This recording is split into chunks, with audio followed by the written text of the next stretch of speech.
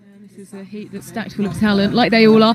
And Anna Maria Lampic, well, what an end to last season. She had really big breakthroughs in terms of her results. Ended up on the podium twice in the sprint, finishing third in Annecy in December, and then a huge breakthrough, third in the mass start and home soil on Pokluka. Elite of Belgium. We already have two Belgian athletes through to the men's final. Their accuracy that we saw develop through the end of last season could really stand them in good stead. Carolina Knotten of Norway,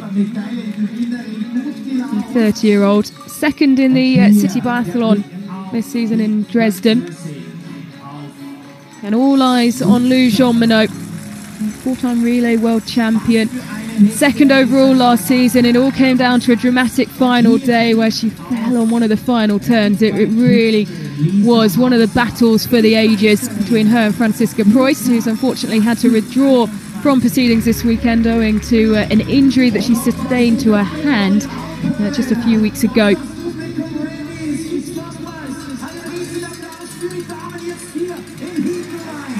Mr. Halver making it the front line.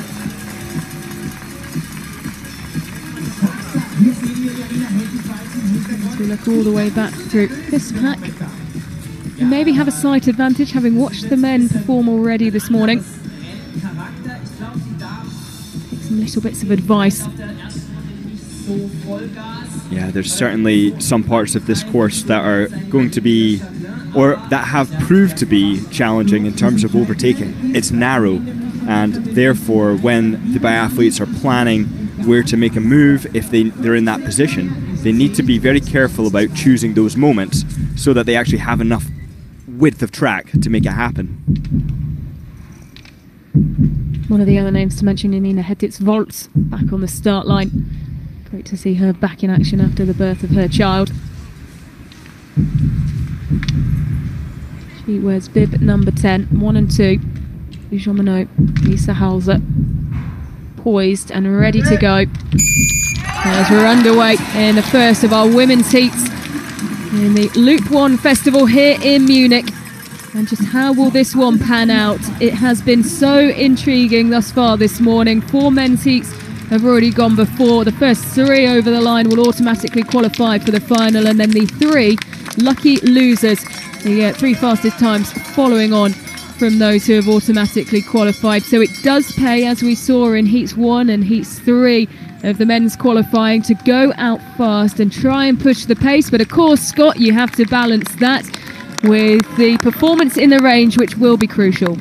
That's right, and for every extra bit of effort that you put into the roller skiing before the range comes with the cost of less stability, less oxygen in your lungs and circulated around your body for the shooting.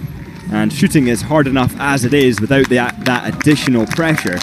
So looking at the strategy going on here, it's a little bit slow, but that's just easing into this corner, which is tight, and it gets narrow after.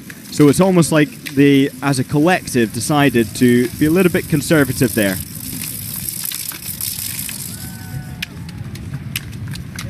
So 12 athletes in this first of 4 heats. Carolina Knotten of Norway, the athlete in third, much documented her summer training after being ousted from the Norwegian squad in spring. Do a lot of work on her own, but as you can see from the result in the city biathlon in Dresden, to have been paying off. She'll have her eyes on a big performance today. 14th in the total score last season, with the sprint podium in Hochfilzen.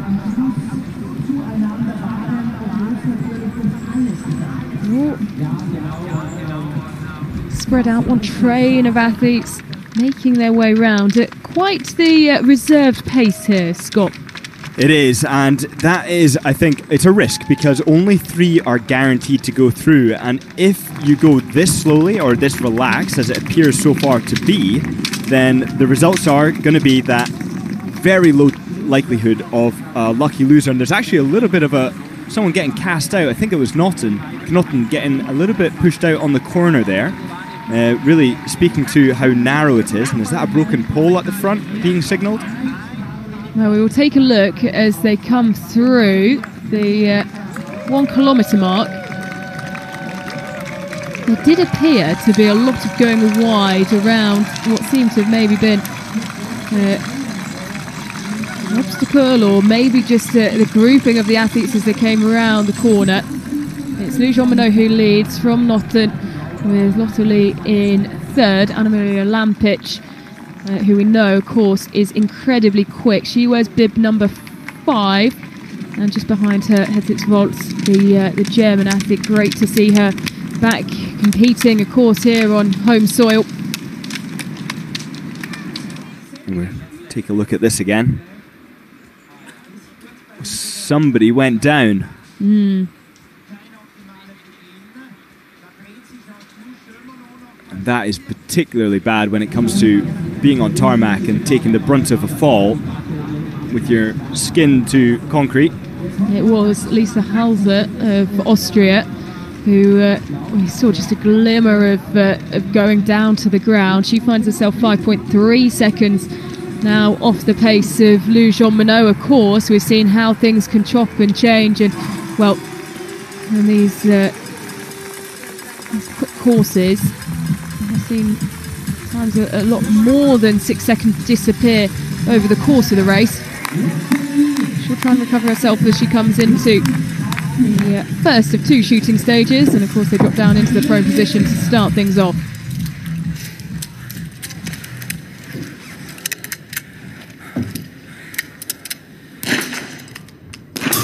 Gandler first to hit, Lonemal, 2 from 2 for Anna Gandler, that's 3, miss for Jean-Monod.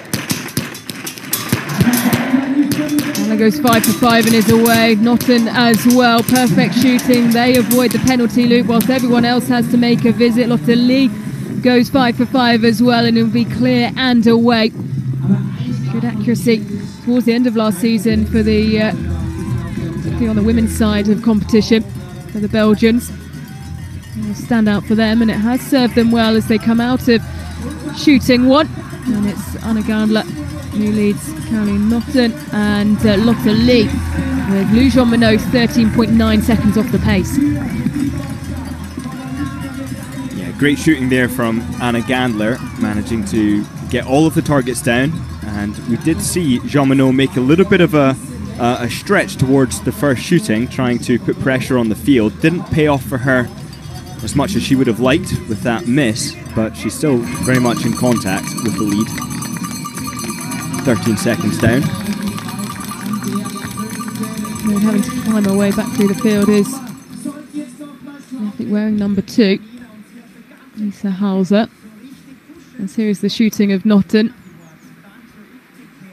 1 of 3. Perfect, and you can see, well, just how far ahead that puts you if you can shoot clean. Hauser having done very well to come back. She's 31 seconds behind after the first shoot. That's despite a fall and missing 2 targets. And support starting to build around the course now. Lap 2 of 3. Great 1.8 kilometre laps, and there is the shooting of Notten, and just look at how accurate that is. Not really wish for more.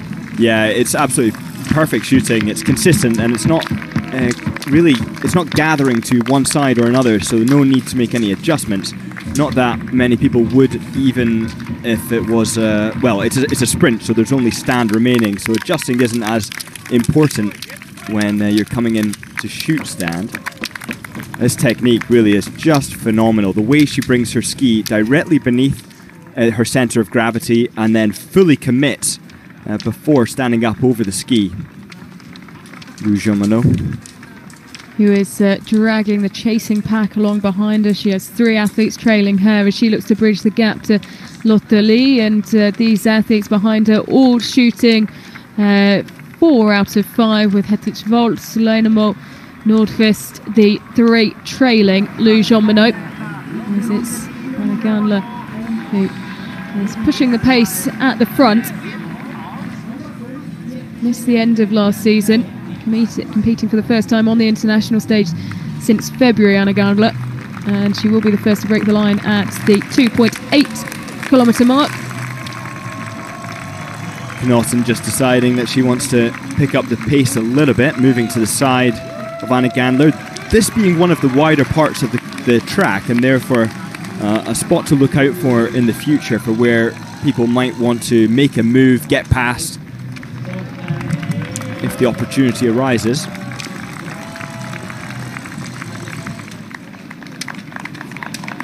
And there comes the move around the outside of Lotte Lee from Lou Jean-Monod as things start to bunch up, and they need to be ever so careful as they make their way round as the course starts to get just a touch narrower a little bit further on. So they've picked a good time there for Lou Jean-Monod to make that attack. We saw it in the men's races earlier on today, just how clever you need to be when you make those moves, and you can see now the gap is getting smaller and smaller. The time advantage from our leading pair is being cut, but they will shortly be onto the purple carpet and be making their way through the range and into the standing shoot, the final shoot. Just 2 shooting stages, but we've seen so many times today already here at the Loop 1 Festival just how things can chop and change, and it can throw so much up into the air.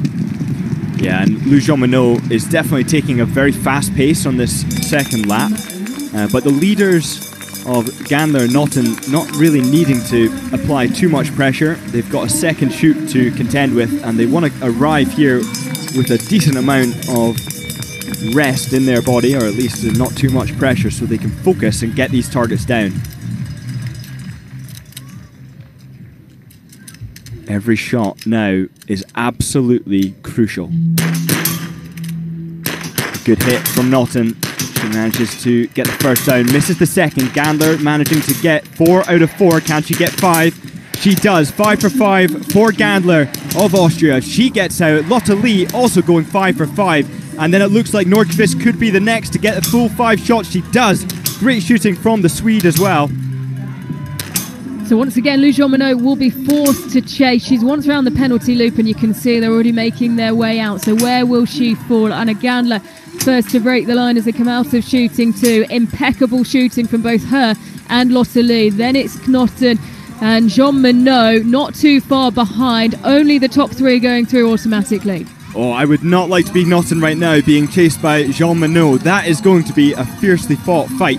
And I think we can expect Naughton to be under a lot of pressure, but it's going to come down to tactics, because being in the lead around a very flat track like this means you're taking that headwind.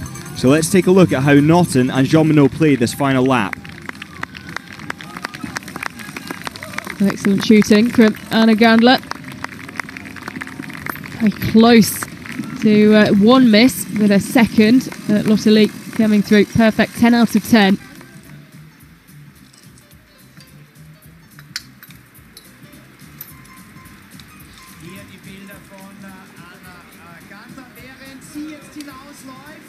So interesting to see the different ways of setting up the rifle. We've seen the contrast where Uldal manages to change the magazines with his other hand. It's a completely novel way of doing it, rather than the conventional right hand doing the magazines. Every single second being so important to get to that first shot.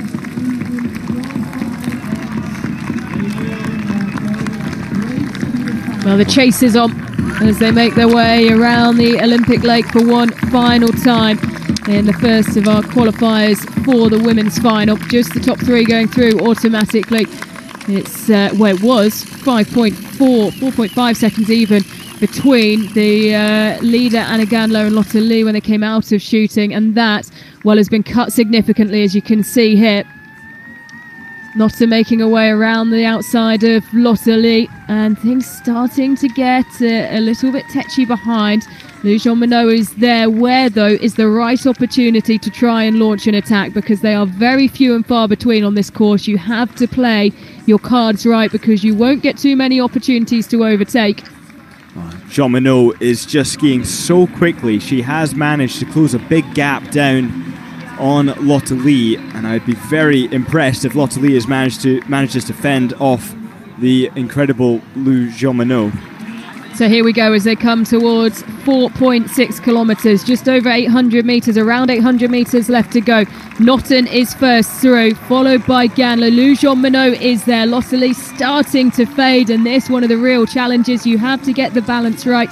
You cannot just hope that clean shooting will be enough, and really this is the first time that we're seeing it after it being so heavily relied upon, the clean shooting and the accuracy for the men as they make their way around the outside of the lake. They will start to see the Olympic Stadium come into their vision, and that's where the finish line will be. Lottery really needs to rally here and keep pushing.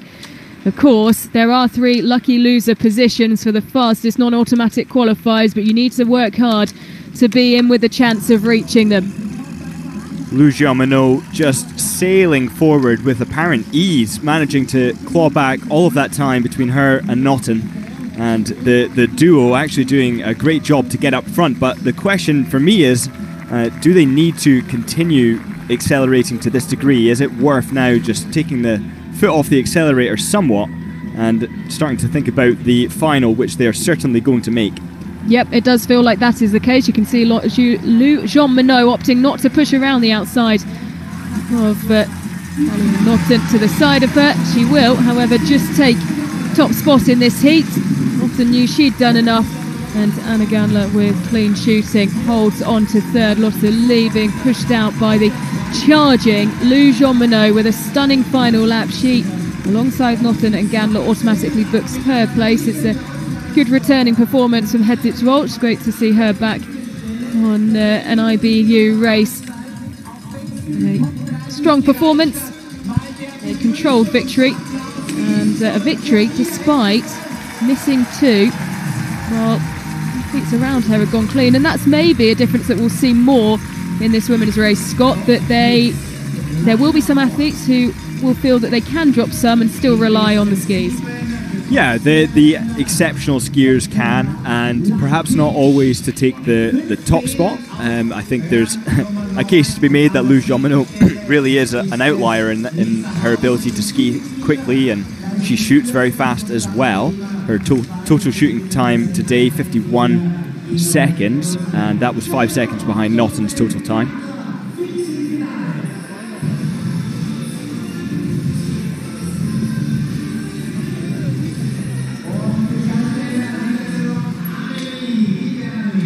She was desperately trying to push.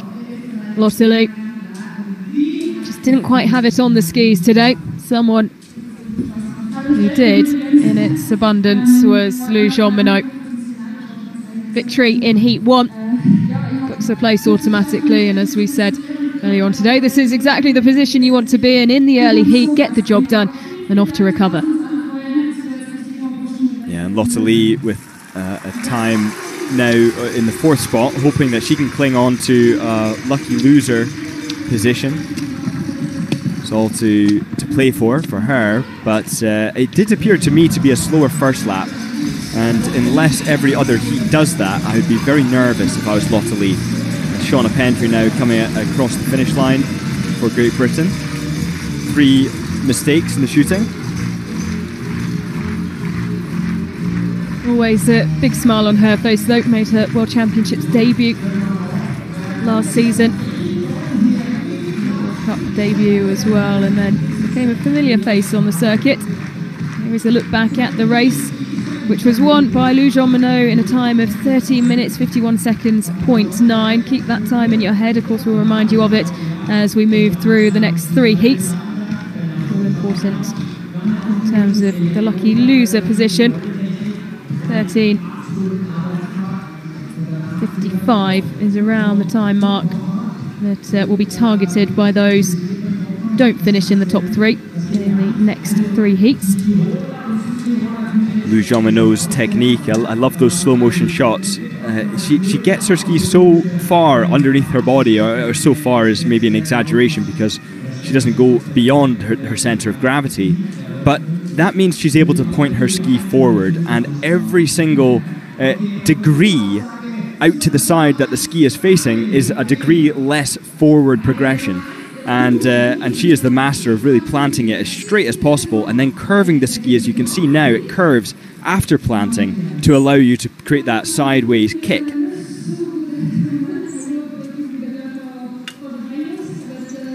French, I'd say, really have mastered technique over the last decade. So Lou Jean-Monod, Paulina Norton and Anna Gandler, the three who qualify automatically through to the final. You'll have to wait and see in terms of Lotte Lee, but she wasn't too far, of course, behind the time of Anna Gandler. Just a second, just over in it. As we see the lineup for heat number 2, Julia Simon, ranked number 3 in the World Cup rankings, will be the athlete to watch in this one. Malenka Kaida, Lena Todorova of Bulgaria as well, of course, had such a standout year in the World Cup last year. Greta Gasparin of Switzerland, of course, they home World Championships. Swiss team maybe would have wanted more, but they came away with some very good results. This is Michela Carrara of Italy, 5th in the sprint in Lenzerheide at the World Championships. Bornikova, Championship silver medalist in the relay. Elena Todorova, well, 2 World Cup podiums, both coming last season. The 27-year-old really had a huge season. Julia Simon, a big smile on her face, 10-time world champion. And alongside her, Malenka Kaida, bronze in the mass start in Lenzerheide, a maiden world championship podium.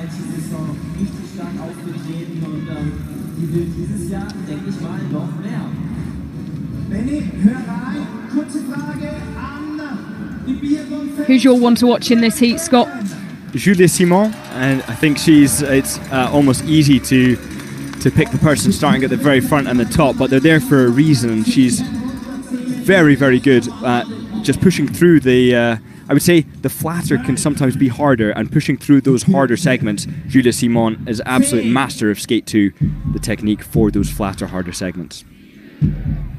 So the countdown is on, the athletes are poised and ready to go. Heat number 2 is underway here at the Loop 1 Festival, and it's a quick start from Simon, and battling to get into a good position as well was Malenka Kaida, who wanted to match Julia Simon for speed, and she has done it. As those two have made the best of the starts.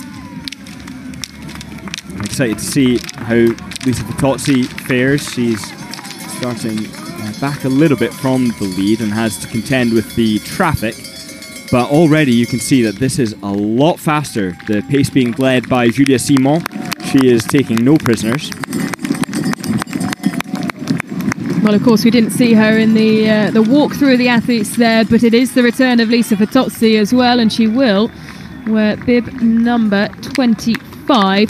Of course, the World Cup total score winner in the 23-24 season. She was hoping that there would be an opportunity for her to get back onto the snow on the World Cup.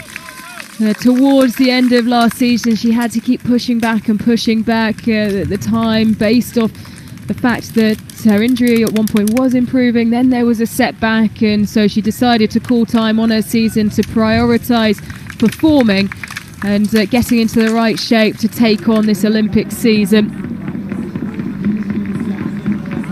So interesting to see how she fares today. And it is Julia Simon pushing the pace at the front. Yeah, she's not shy to get up there and really lead with a fast pace. The cost of that, of course, is that she takes the headwind, and that will contribute to her fatigue as the race goes on. But she's going fast. She's running her own race, and that definitely has been thought of ahead of time, and it seems to be the strategy from the French to be quite aggressive, and that has appeared or manifested across all the different heats. She has a good record in mass starts competitions, 4 mass start World Cup wins, however none since the 23-24 season. Did win her 4th individual title in a World Championships at Lenzerheide. That was in the individual. Slow start to the season, then it really burst into life, and she was such a great entertainer at the World Championships. in February as they come through the line, and it is Julia Simon who leads us through 1 kilometre first, with Kakade tucked in behind Todorova. Keep your eyes on Herpen Steinovik as well of Norway. Totsi going to just work her way forward, and you imagine she'll do so gradually. Yeah, I think Vobornikova is definitely one to look out for me, who could potentially perform very well here. Yeah, she finished last season so strongly. Those are Vobornikova, athlete from Czechia, 7th in the pursuit in Oslo. Totsi managing to make her way up through the field. She's managed to get... It's not too easy, as we've already pointed out. There's a lot of traffic. So to even gain back just a couple spots at this early stage is no easy task. But I think if I was to go into the mindset of a biathlete starting further behind, there isn't that much of an imperative to get forward. It's actually advantageous to stay settled, to stay relaxed, because there isn't a huge time gap between the leader and the one at the back. So you're not gaining such a huge amount by forcing yourself through those tight spots. We'll see what the time difference is when they come into shooting one, as they now do. Vitozzi is just 2.8 seconds behind the lead of Julia Simon. He was just picking the pace up slightly as they made their way around the first 1.8 kilometre loop. 8 seconds faster than Heat 1 to get to the shooting range. And that could make all the difference. Simon first to shoot. Vitozzi follows quickly. Gasparana as well. It's 2 from 2 now, 3 from 3 for Vitozzi, who is flying and going so well. It's 5 for 5 for Lisa Vitozzi on her return. Julia Simon will be once around the penalty loop. Kakade will go twice. But the patience of Lisa Vitozzi paying off. She will surely be the first to come out of shooting one. Repinch of Slovenia managing to go 5 out of 5 as well as Sletemark of Greenland. Slow shooting but accurate and well better rested. But Vitozzi dancing up the hill there. It cannot be said for the athlete who's losing their pole, getting in a bit of a tangle there. Was that Simon? I believe it may have been. I wonder if we'll get a shot of it again. Julia Simon is 12.3 seconds behind the pace of Lisa Vitozzi. Well, she was right in the middle of the pack. She was seeded towards the back, of course, owing to the fact that she didn't compete on the World Cup last season. And what a return it is. This is the shooting of Julia Simon.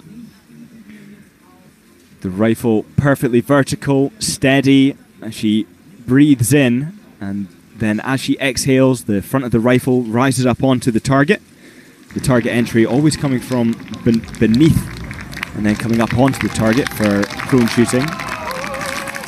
And look at the shooting of Lisa Vitozzi, who has opened herself up to quite an impressive lead in the early stages. And this is exactly the start that she would have wanted to make on her return. Leaving shooting 8.3 seconds ahead of Lena Repinch. And you wouldn't be surprised if you see that gap open slightly. You know how formidable Lisa Vitozzi can be on the skis, and she's flying along as the crowd builds to the right-hand side of her. What a beautiful setting to be racing in around this park, with the lovely still reflection on the lake, and the fans showing out in their thousands here to come and watch this spectacle. And of course, as a lot of the athletes have attested to, Lou Jean Monod saying before, of course, her first heat, that it is so nice to come here and not have the pressure really weighted, mounted on your shoulders. And no one maybe might feel that more than Lisa Vitozzi. Of course, there would have been pressure last season should she have raced to try and defend her title. She didn't have the opportunity to do so. Here is Lena Repinch, who is moving along well. There's a look at her target. He's driving to try and close the gap to Lisa Vitozzi, which stood at 8.3 seconds. We won't be too far away from finding out just what the gap is at the 2.8 kilometre mark. And here it is, the time check indeed, as she makes her way over the bridge and will break the line first. And you can see, well, it seems to me, naked eye, that gap may have just opened slightly, but she is fighting hard, the Slovenian. And Slovenia, of course, with FAC having such success, and Lampic having such success on home soil last year, or home snow, there's going to be certainly a lot of motivation in that team going forward to the Olympics. Yeah, absolutely. It's just 0.1 of a second cut into the lead of Lisa Vitozzi by Lena Lipinch, as Julia Simon losing time, actually a second, almost a second, after coming out of shooting 1 at the 2.8 kilometre mark.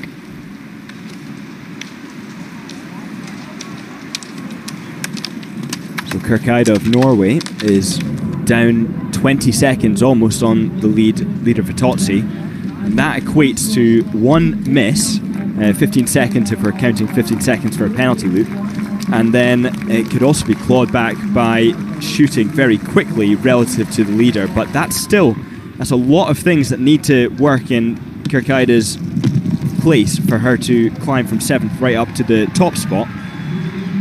Well, we've seen a lot of biathlon in very quick succession already today, and this, I believe, Scott, correct me if I'm wrong, the first time that we have seen an athlete really come in all by themselves into the range.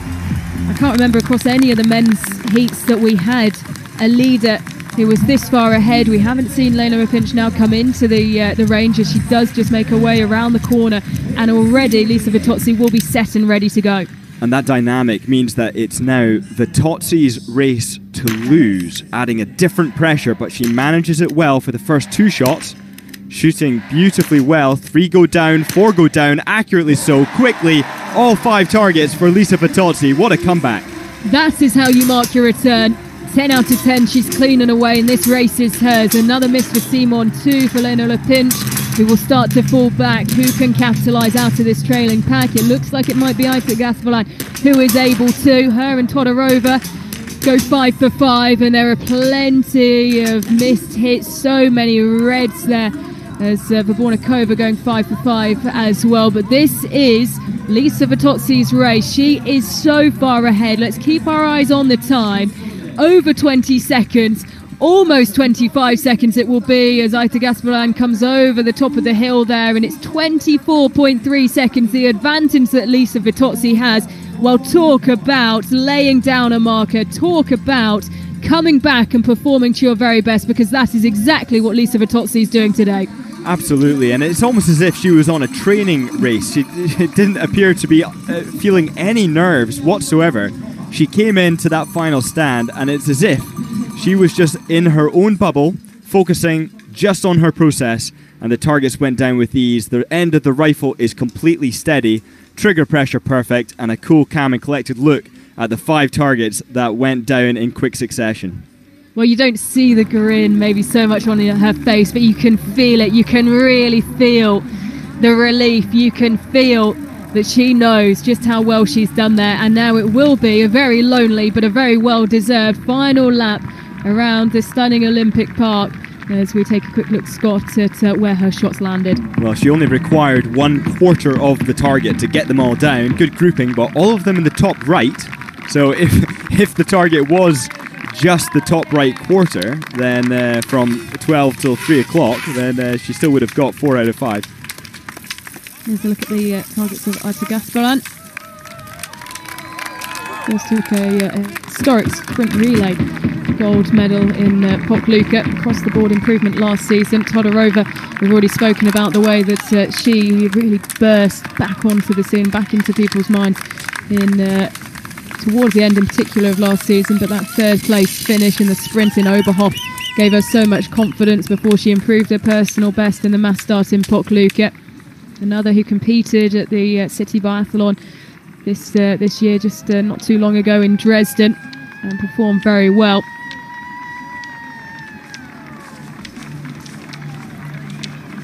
In a tactical race now, we have Gasparin and Todorova, who are in a pretty comfortable position, not being particularly threatened, but Vabornikova seems to have fallen back slightly.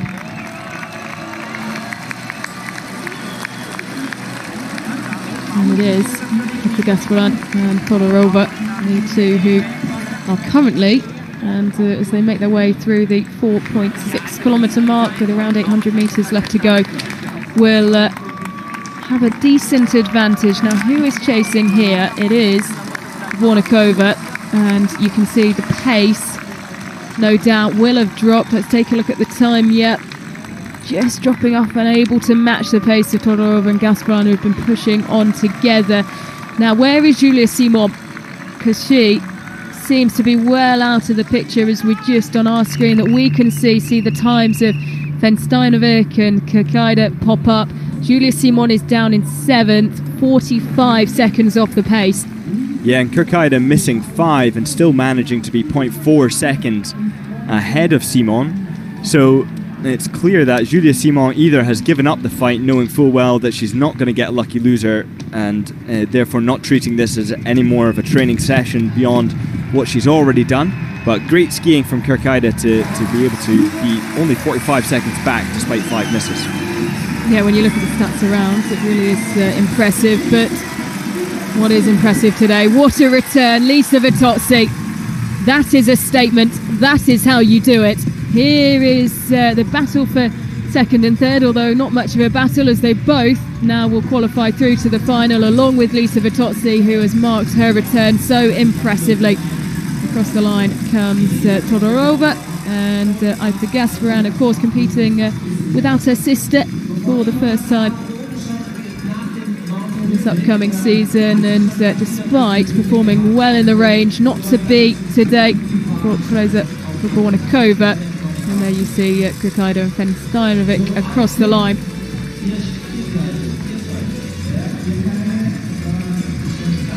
Fast skiing from the Norwegians, very inaccurate shooting, but to be able to cover the ground as quickly as they just did, that certainly has good connotations for their form leading into this upcoming winter season.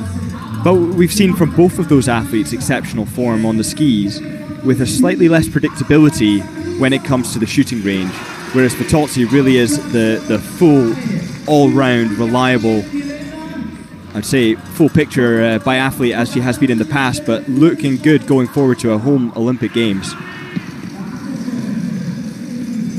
Well, it's so important, of course, to mention those home Olympic Games, isn't it? Because they would have been such a big motivator through the challenging months of not being able to compete with your team, not being able to train with your team, doing so much work alone while recovering from injury.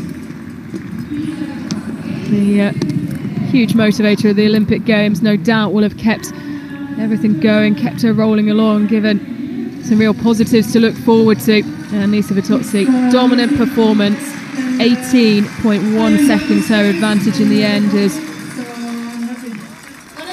the last few athletes make their way across the finish line in this second of 4 heats. And well, let's just take a look at the time difference between the two. It was, of course, the fastest time of the day for Lisa Vitozzi. Clean shooting, impressive on the skis. And well, it'll take a little bit of maths to figure out where it might lie with the lucky losers. I think it will be just out of reach for Vornikova.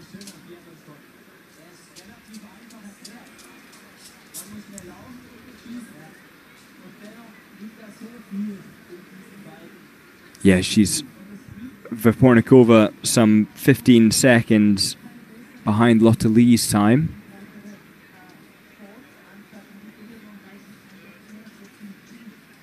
No, I take that back, 7 seconds. So she's actually inside Heidi Schwartz's time. So it does look like so far, and I wouldn't be too optimistic that this will remain the case, but she is, looks like second lucky loser as of yet behind Lotte Lee, as per my maths, but remains to be checked with the official graphics. And of course, when we get those official results, when this heat concludes, we will bring you the update on that. And it looked so easy there for Vitozzi, just managing to cruise around the track, and every step along the way appeared to be very relaxed. The shooting was relaxed, and she didn't start in an optimal position, being a little further back, but I think she might have gained something from the drafting effect being in the middle of the group as opposed to being up at the front.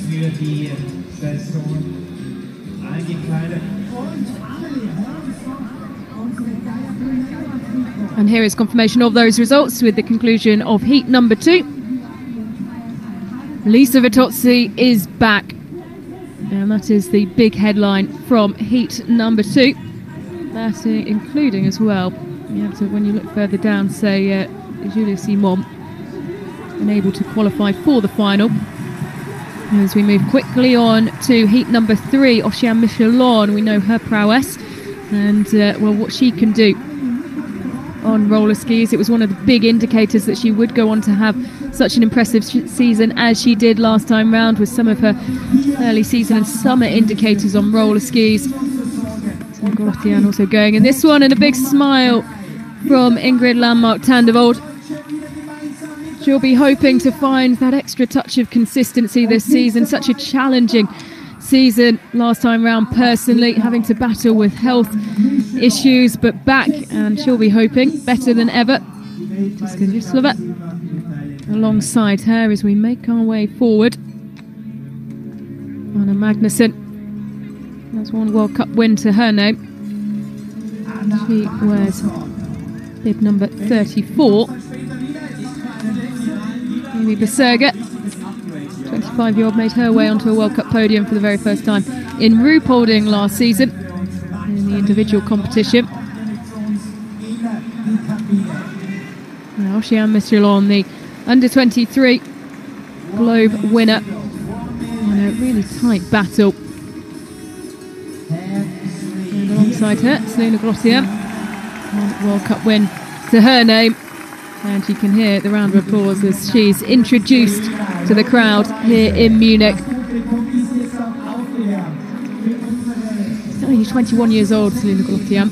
One to watch in this season's under-23 competition. Third last season, with, of course, the woman to one side of her taking the Globe title in the youth discipline. Definitely one of the aspects of biathlon that makes it so exciting is the age disparities. Still have success young, or as they become more seasoned biathletes. So the crowd count us down. We fly through the heats here at the Loop 1 Festival.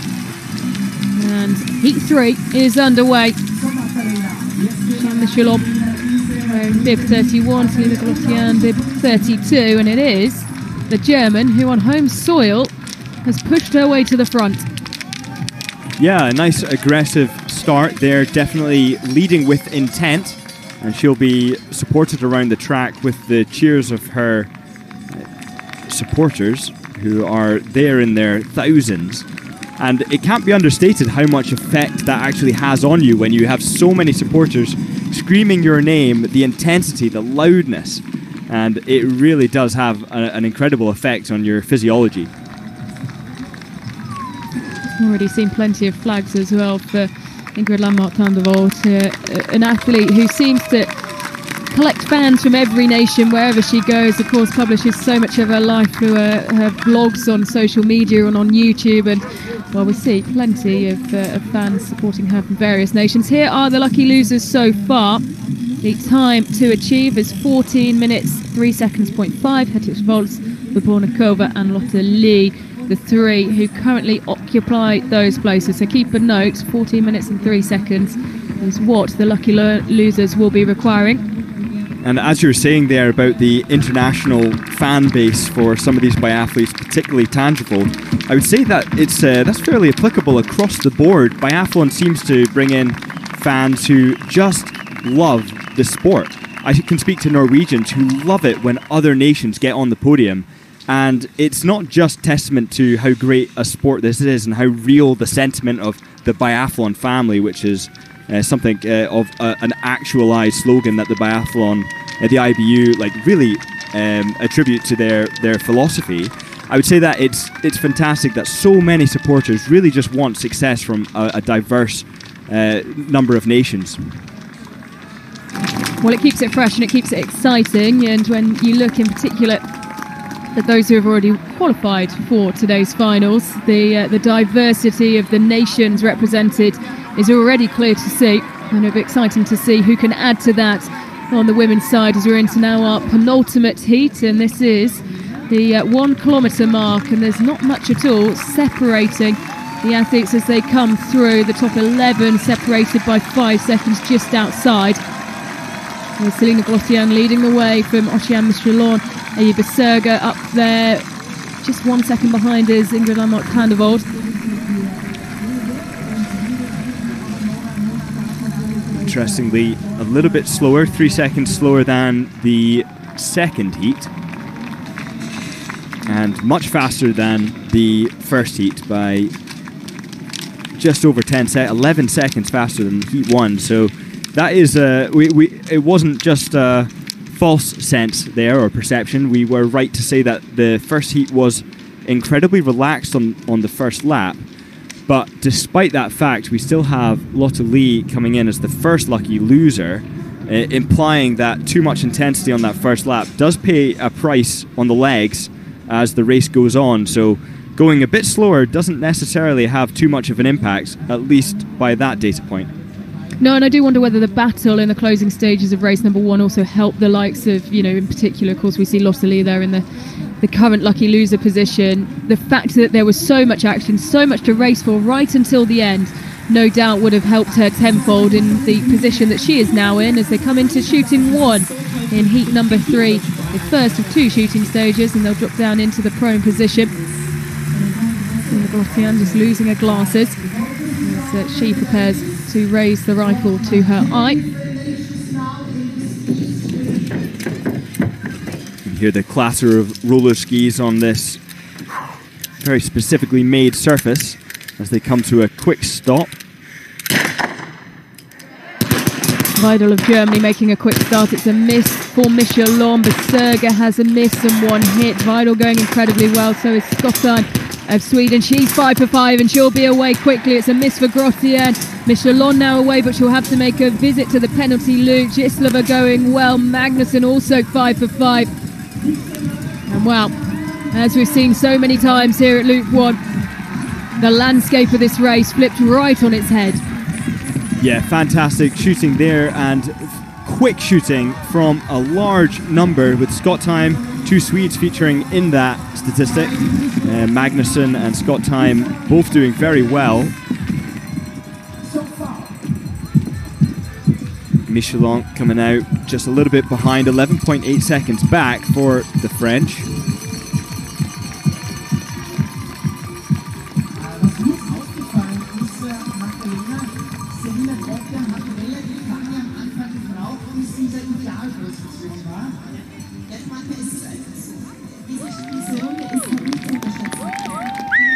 Here's a look at the shooting, the target of Skottheim, who is quick as well, as you've already mentioned, Scott, but that has served us so well.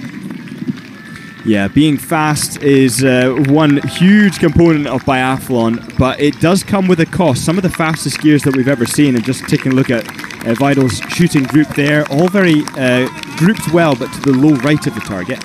But yeah, skiing fast, vital, but being able to maintain good shooting accuracy is even more important. It's much greater cost when the targets don't go down than when they do if you are skiing slowly. So yeah, huge importance. So 5 athletes, perfect through the first visit to the range. Only Amy Beserga missing more than 1. There's our leading trio. With Skottheim, Weidel, Gislova. Make their way around the Olympic Park.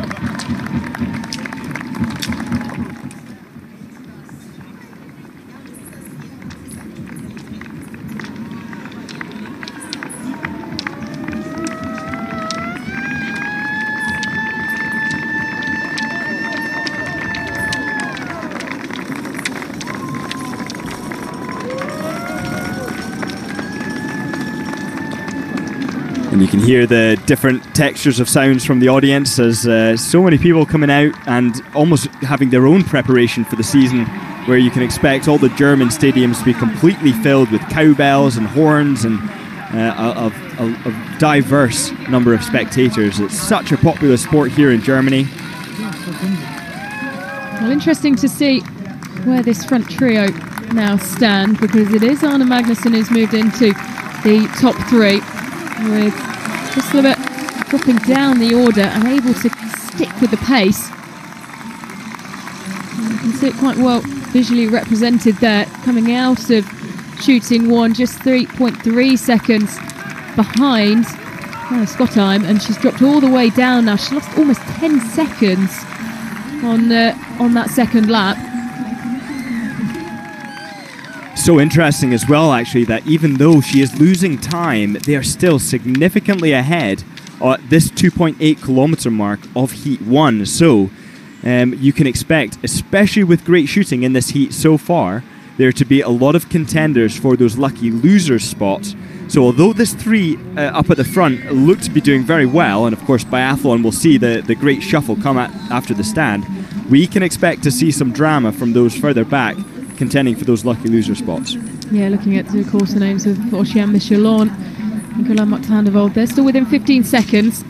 And we know around maybe the 14-15 second mark, that's all it is for a penalty loop. So it could all change, as you can hear the dull thuds of the roller skis as they make their way over the purple carpets here into the range for one final time.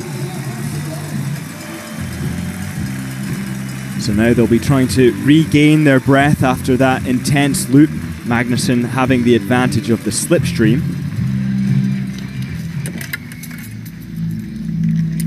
Drills they have done thousands of times, a process they have done thousands of times, but now the intensity of the moment will be bearing down upon them as the first shot goes by Scottheim, but it's a miss.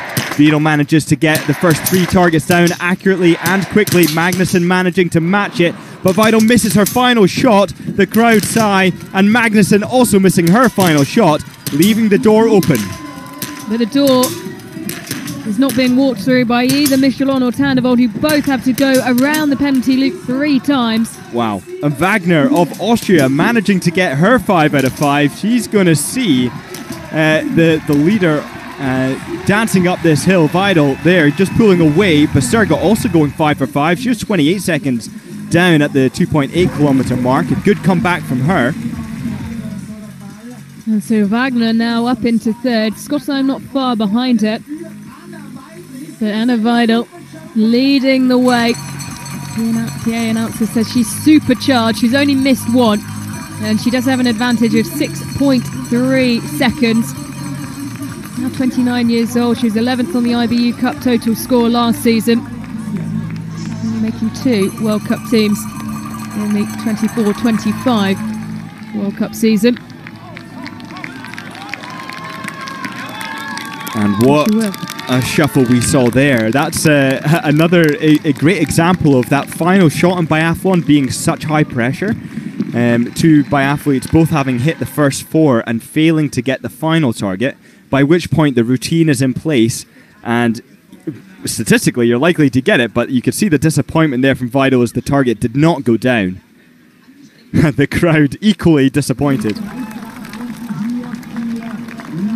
But still fast enough to open up a significant advantage even with the penalty loop. And well, there it's just an indication of how accurate her first 4 shots were, and with pace as well. That's the miss of Magnusson, who sits in second and has quickly closed the gap to Anna Vidal. The targets, of course, being about the size of a small dish, and interesting to see some of the targets when the groups are, as you can see there from Wagner, a very tight group, but only using half of that target, only the right hand side of it. And that's something you see quite often when the patterns group either on the top left, top right, and that is as a result of the pulling of the trigger, the pressure on the trigger, and the entry onto the target, something that is generally corrected for in training.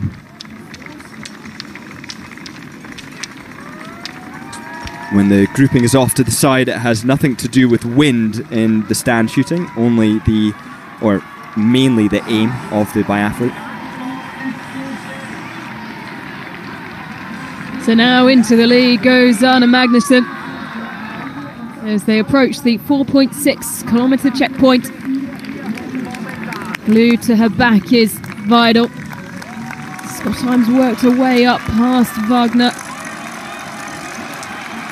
who is left trailing, but she cannot take her foot off the pedal here. She needs to keep going.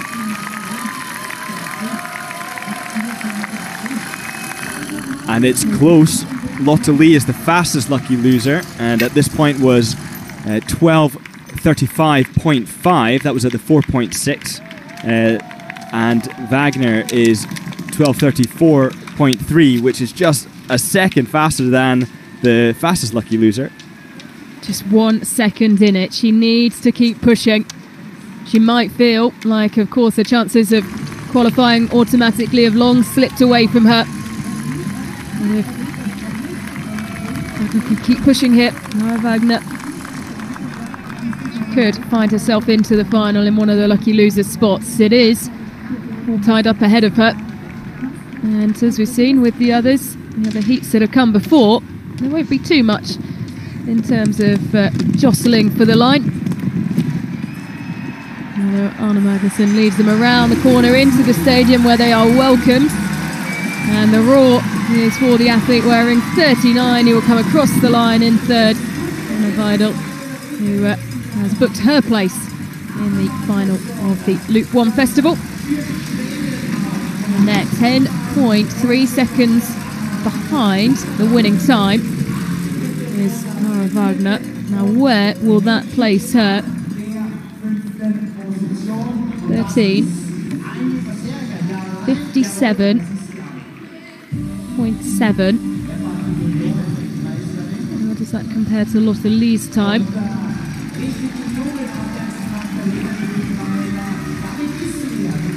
Got in front of her home crowd, missing 35.9 seconds back, and crossing just ahead of Michelon with 4 misses. So she'll be a little disappointed with that. It's a tough one, high stakes, and Tandrevold, in fact, 3 of my top, certainly top 5, all finishing outside the top 5. So again, another slight unexpected outcome. I'd say very unexpected outcome.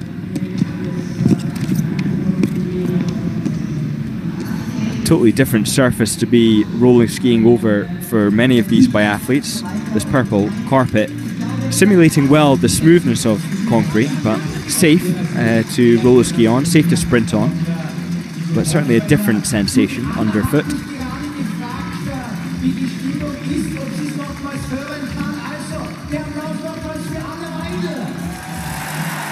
Another roar for Anna Vidal. Her name is read out over the tannoy. A controlled race, just 1 miss for Magnusson.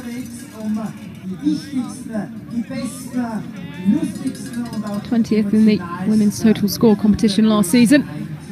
As we look back at some of the highlights from the penultimate heat of the women's race, as we come ever closer to completing our 15 athletes who will race later on this afternoon in the final of the women's race here at the Loop 1 Festival.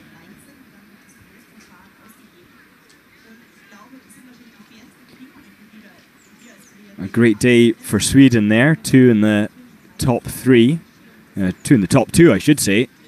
And Schottheim always doing well in these slightly unique races. When she's brought in, she tends to perform, but struggles with a very competitive Swedish team to stay up there on at the top, the sharp end of Swedish competition. But perhaps this is an opening for her as she manages to really cut by. That's a fantastic overtake there. Not an easy place to do it with the gravel on the left-hand side of the asphalt and the metal fencing on the right-hand side, making this narrow spot particularly challenging.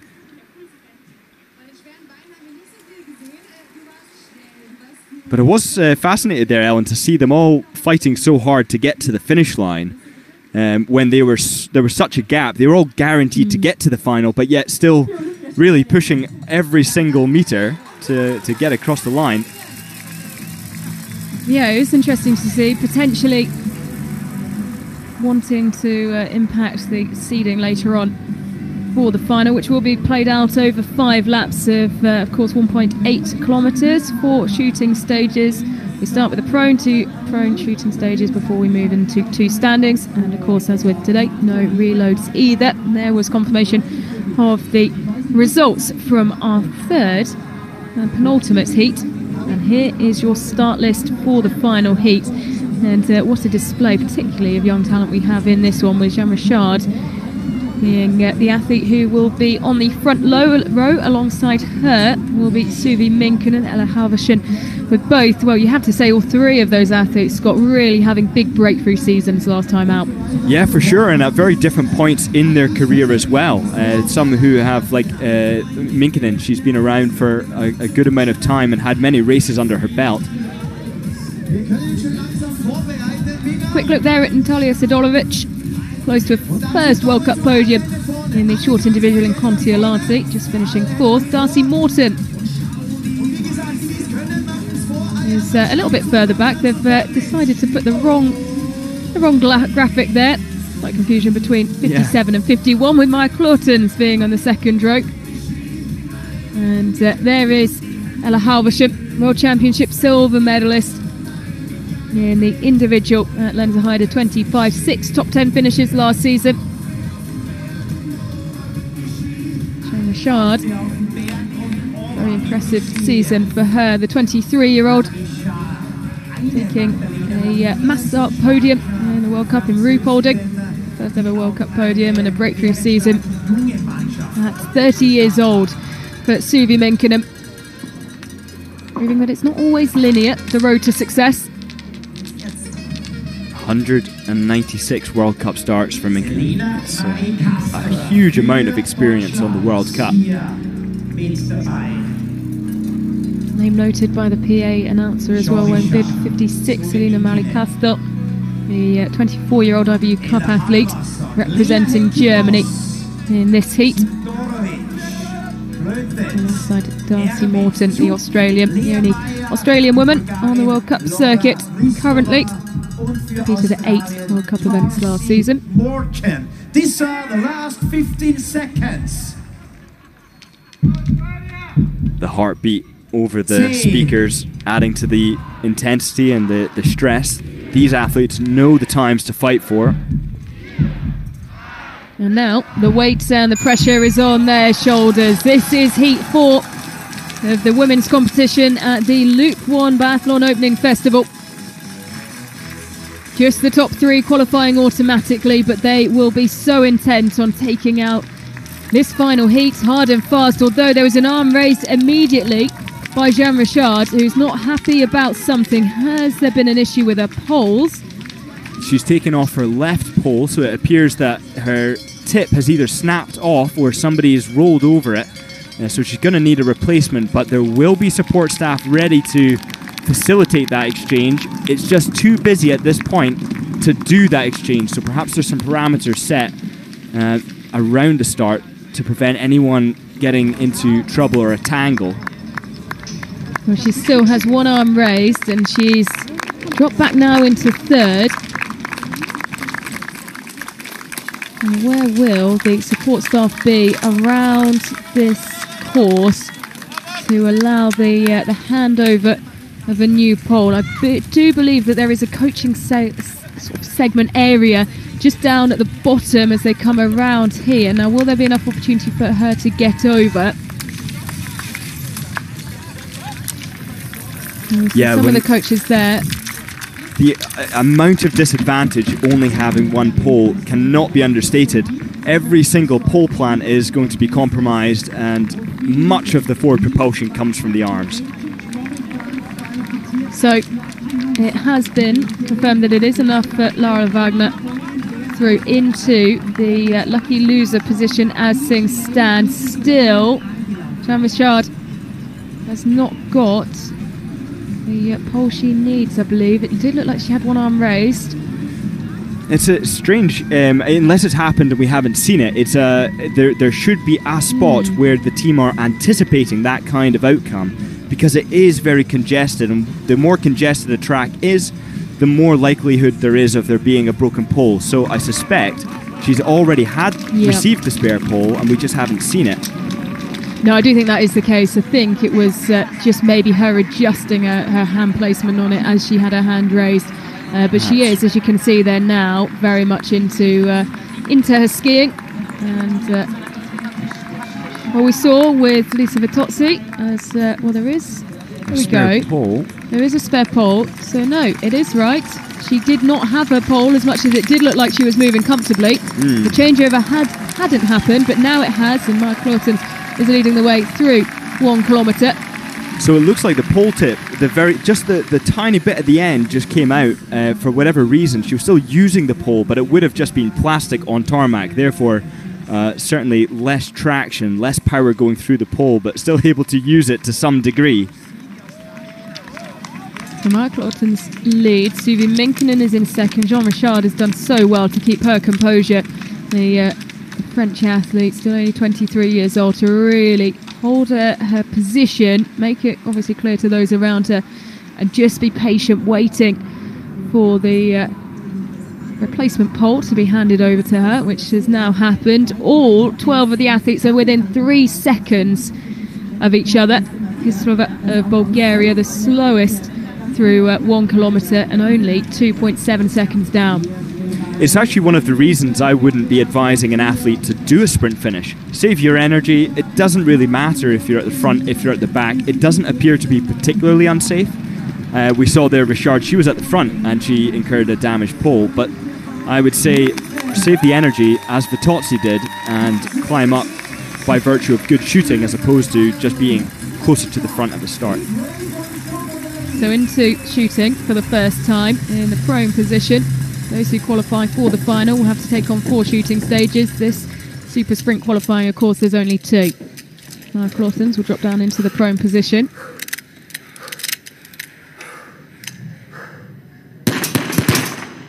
Mitzvah Morton of Australia, Zuk of Poland. They're going well. Sidolovic flying, but there is a miss now. Minkinen 4 for 4. That's 5, and Suvi Minkinen is away. Kastel 5 for 5 as well. And throwing a red, but no, really, more than 2. So better in terms of the overall accuracy. But only 2 athletes shooting clean, and that is Suvi Minkinen and Selina Malik-Kastel, the 24-year-old German. Sidolovic was the quickest through of those who have missed 1 and is in the automatic qualifying place as things stand. And now here comes the horde over the top of the hill and out of shooting 1 officially. And among them is Richard, who is just dancing along with a lovely skate 2 there, as is common amongst the French biathletes, utilising the middle technique between the hill technique and the long flats technique for optimal speed generation. Well, it was such a joy to watch Suvi Minkinen last season in what was such an impressive breakthrough. She wears bib 41 today, or 47 even, and here is the confirmation of where those shots landed on the target. Excellent grouping. Nice composed technique there from Kastel, who is just cruising around, although I would say that corner was taken a little bit close to the edge. I'd have liked to have seen a wider entry into it and cutting in finer rather than getting blown out a little bit at the end of the corner. What are the key differences, Scott, when it comes to cornering, let's say even coming to a halt on roller skis? Because it does look incredibly challenging to make them stop in comparison to skis. It's such a common question, but the amount of control these biathletes have is amazing. They are able to come to a stop within a matter of seconds by combining very fast step turns with snow plows, with using the ski, dragging the ski if necessary, or simply bailing out into the grass. There's many ways of stopping. The only thing you can't do that you can do on skis is a snowplow and a parallel turn. Excuse me, not a snowplow. You can snowplow on roller skis. Is a parallel turn where you use both skis, turn them in the same direction, and cut your edges into the snow. So lacking that, you have other methods which are not available on snow, such as bailing out into the grass. On snowy tracks, there isn't usually grass to bail out into. It's sometimes just a ditch. And we don't want to see anyone ending up in any snowy ditches, do we? As Suvi Minkinen approaches the 2.8 kilometre mark. Now let's keep an eye on her timings here, because this seems to be a significant lead that has opened up, although Castle now swept into the group. Keep your eyes on the time here. 8.9 seconds, the difference between Suvi Minkinen and Ella Halvorsen. And when they left shooting, as much as the group has caught up, and Ella Halvorsen in particular has done a huge amount of work to get back within 10 seconds of Suvi Minkinen, the difference between Minkinen and the chase pack has opened up hugely. She is absolutely charging at the front, seems to be composed. The question is she going to be able to handle it on the stand shooting? She has the combination of having skied quickly with the intensity from being watched by all 9,500 people in this stadium, and that has a massive psychological effect on shooting, and that psychological effect can become physical to the extent that sometimes pressure can make you shake. It can introduce thoughts into your mind that can be incredibly debilitating. So let's just take a look at how Minkinen manages that pressure.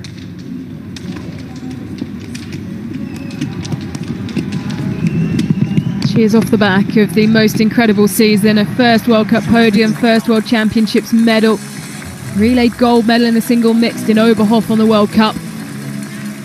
She has been flying.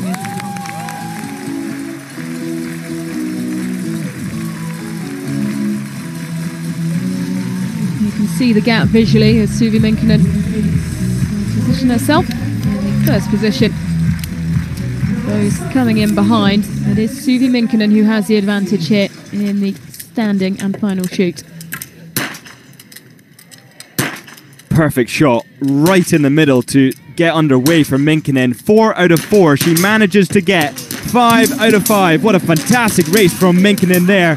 She is going to go clear, and with a mighty gap to mean that she can relax. But Halvorsen, she's coming through with 2 out of 2. She's got 3 out of 3. The next athlete to potentially get 5. She doesn't. The last target does not go down for the Swede.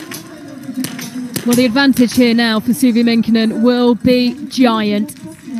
Keep your eyes on the time as they start to peel out of the penalty loop. It's Maja Klotens who will be first to break away.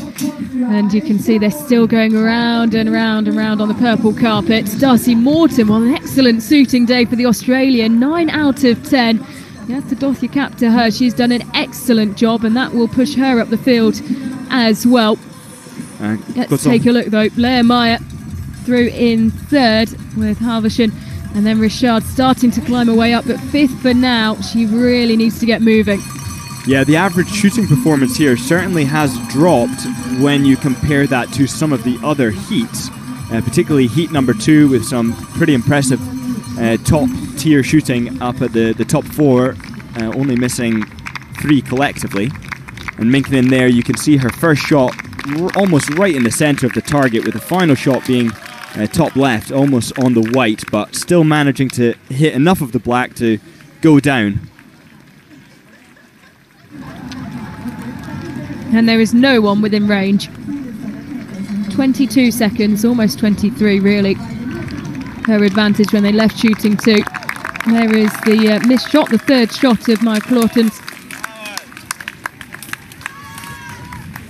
And now the dynamic here between this duo is that there is not a huge amount to fight for, but they can certainly fight together to stave off any other competitors who are threatening their top 3 position. They'll be very well aware of their seeding right now and the lack of need to exert too much energy.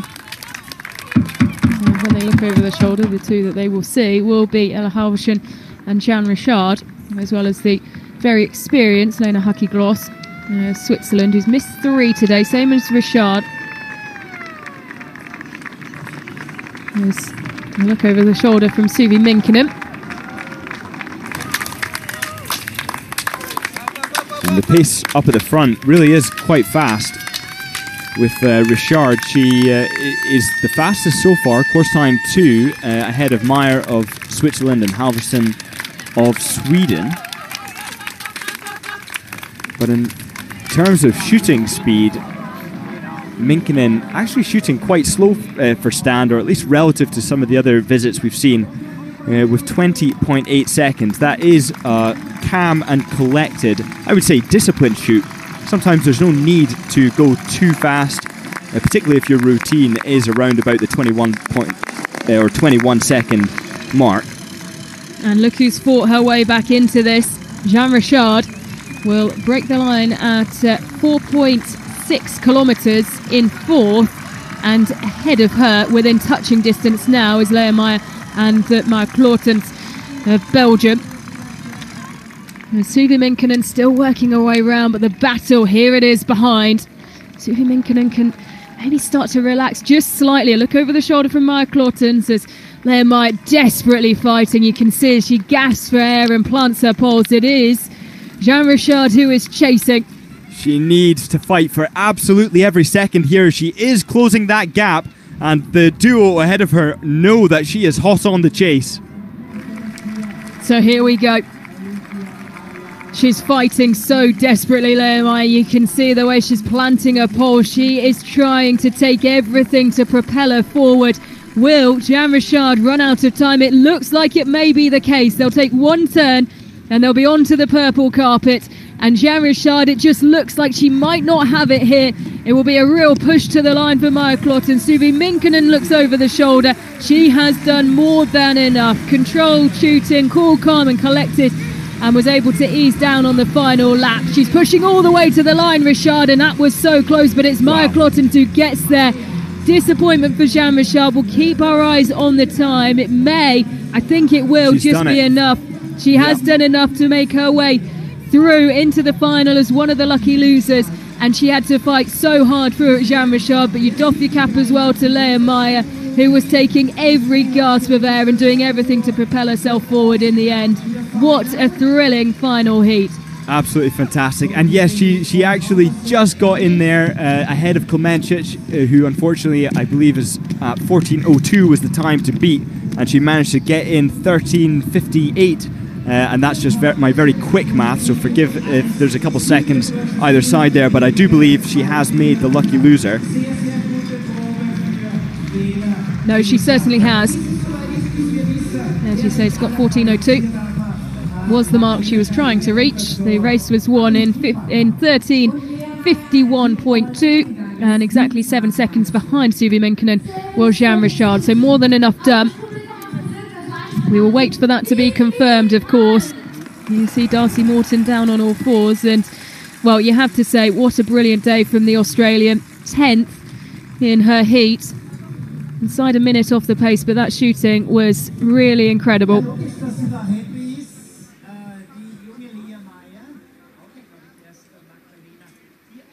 So we'll look back at some of the highlights from our fourth and final heat of the women's race. Past the pole was the name of the game for the first lap.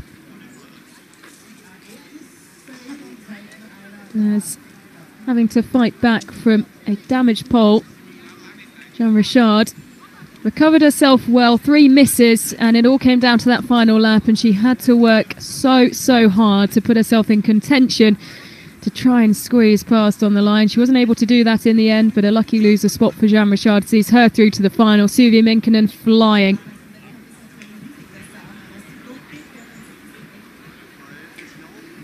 Yeah, sometimes a couple seconds disadvantage or inconvenience with a pole break like that can actually relax you to some strange extent, because the rhythm, the intensity, whatever expectations you had are suddenly shot, and you have to react to an active situation, an active setback, and sometimes a distraction can be really beneficial to performance. I wouldn't say it's worked entirely that way for Richard, but she has managed to secure the top spot, or the lucky loser third spot, and will be in the final, where she can fight again and hopefully not have that inconvenience. So just like that, Heat 4 done and dusted. Confirmation of the final results from our fourth and final heat.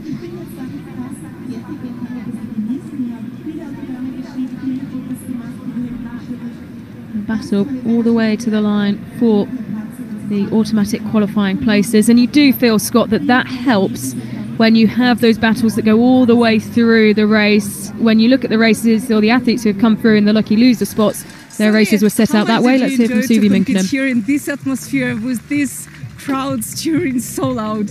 Oh, it was so much fun. I really enjoyed it. I think the morning was a little bit tough because all the nerves, and then it was a little bit also like, am I focused enough for racing now? But when we started, then it was really fun. Now a little bit of a break before the finals. What will you do to recover?